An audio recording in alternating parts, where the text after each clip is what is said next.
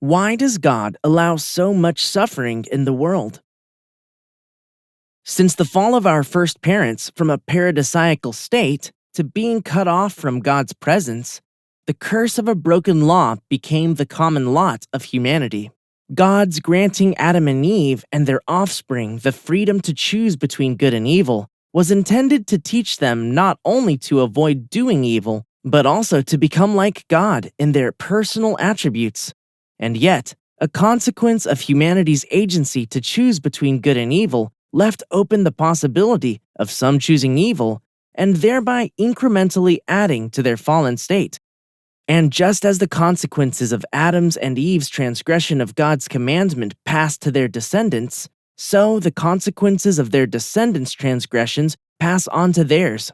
Called the iniquities of the fathers on the heads of the children to the third and fourth generation, these after effects of transgression take the form of dysfunctional patterns that are inherited by successive generations until, at some point, they are reversed by individuals who take ownership of them and decide, with God's help, to clean up their act.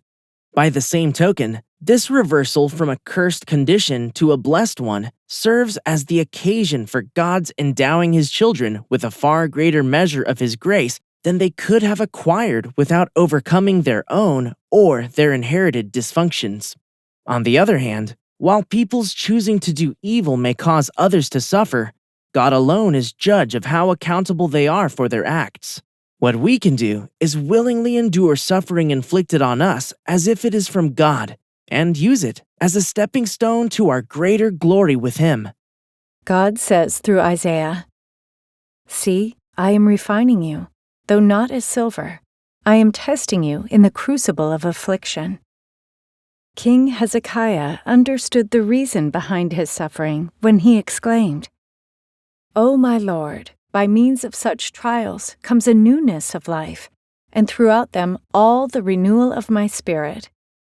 God promises His people's afflictions are only momentary, while their glory is everlasting.